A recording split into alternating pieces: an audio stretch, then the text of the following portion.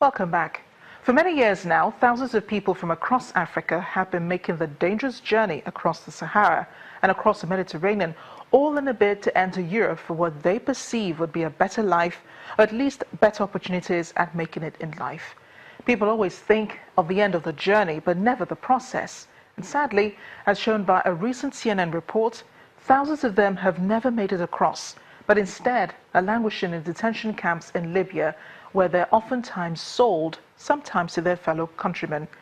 One of the earliest topics I've had to discuss since I took on presentation of Diplomatic Channel is illegal migration. And over the years, rather than see a decline in the number of people risking their lives to get across, it has increased. The reasons are not far-fetched: insecurity in many parts of Africa, especially since the death of Muammar Gaddafi, a crisis in the Middle East, economic challenges in parts of West Africa, and the list goes on. At the EU-AU summit in Abidjan, an emergency plan was drawn to bring home thousands of stranded Africans in Libya. You may not agree, but the Nigerian government has been consistently bringing people back from Libya, and the senior special advisor to the president on foreign affairs and diaspora earlier this year warned people, Nigerians especially, against going to Libya. A few months ago, the UN found bodies of probable migrants in the Sahara. And it's a sight they see consistently, because no matter how much you plan for such travel, there's never enough water, never enough food, and it's always a fight for survival for everyone: the migrants, the people, and the people smugglers. So what's the message here? Be responsible for your own life. Preserve it, if not for you, for others who depend on you.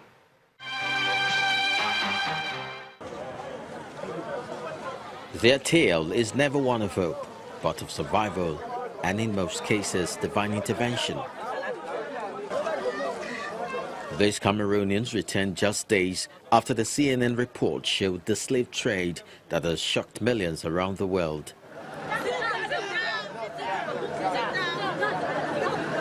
These ones had attempted, like many before them, to cross the treacherous waters of the Mediterranean Sea to European shores. Faced with poverty and unemployment, they left to seek a better life abroad, but have returned with dashed dreams and harrowing tales of abuse, being captured by traffickers and treated like livestock by their captors. Libya is a country at war. Despite the semblance of peace, a black person is seen as merchandise. He is sold like chicken.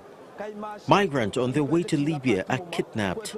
They're kidnapped when they're walking and sold for as little as 300 Libyan dinars, which is $216 US.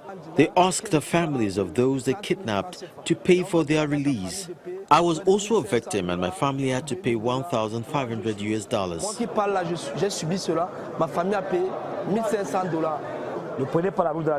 Do not take the Libyan route. It's not a good idea, and you definitely won't like what you find. You'll meet people who, I don't even know how to qualify them, but those Arabs, and I'm speaking from experience since I've traveled in different parts of Maghreb region, but those Arabs are not people who should live on earth. Libya is a country where God does not exist.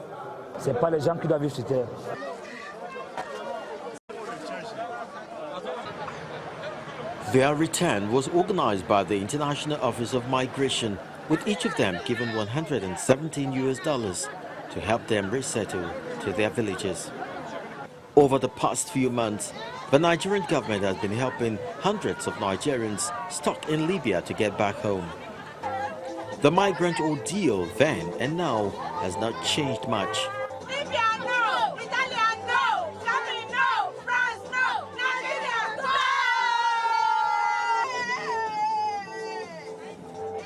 I was here for the past 2 months. I wanted to go to Italy before. When I got to the scene site, they arrested me. So right now, when they are arresting me, I was suffering in the camp they are taking me to. I was there in the camp, no food, no water. I'm suffering there with my baby, nothing to take care of my baby. So I was suffering in that camp. But I still thank God today. The UN come now, so they want to take me back now to Nigeria. So I'm so happy now because I'm going back to my country. And in this Libya, if you don't have work, if you don't have nothing, you cannot stay in Libya, except you have what to do. But as for me, I have nothing. nothing to do in Libya. So I decided to go back to my country. Thank God for today. I'm going back now. While each government decides how best to approach the issue of illegal migration, the EU, AU and UN agreed at the summit in Abidjan on an emergency plan to dismantle people smuggling networks and repatriate stranded migrants in an effort to ease a human rights disaster in Libya. An operational task force is being composed of European and African police and intelligence services. European Council President Donald Tusk had a suggestion on punishment for people smugglers. Let me repeat my call to impose UN sanctions on human smugglers and traffickers. And let me also say that we will not be effective if we do not ensure that the people caught up in Libya and elsewhere can return safely to their homes. On the European side, I have again called on my colleagues to live up to their commitment to replenish the EU Trust Fund for Africa. And I am sure that we will make it. In fact, we already did. While the Libyan government begins comprehensive investigation into the existence of the human slave auctions. A statement from our government press briefing says Libya considers such matter, if accurate, a result of illegal migration. Libya is harmed of it. She rejects being held responsible. Solving the issue of illegal immigrants is a collective responsibility to the countries of origin, transit and destination. Moreover, Libya spends a lot of money to construct and manage camps to accommodate the immigrants and facilitate their voluntary return to their countries. It, however, goes on to say, the government of National Accord renews its condemnation of the criminal practice of trading and trafficking of human beings on all levels, be it national, regional or international. We would like to confirm and reject in totality the criminal practice of trading and trafficking of human beings on the basis that any relation with immigrant should be considered with human dignity.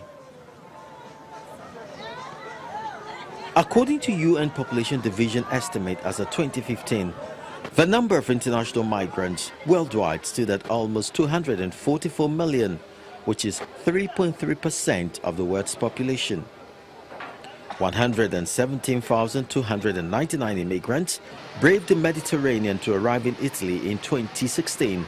According to the Italian Interior Ministry, a record of 36,000 Nigerians claimed they were running away from Boko Haram insurgency or Niger Delta crisis. The UNHCR says of an estimated 362,000 refugees and migrants who risked their lives crossing the Mediterranean Sea in 2016, only 105 of them entered Europe this year. And since the beginning of 2017, over 2,700 people are believed to have died or gone missing while crossing the Mediterranean Sea to reach Europe, with report of many others perishing en route.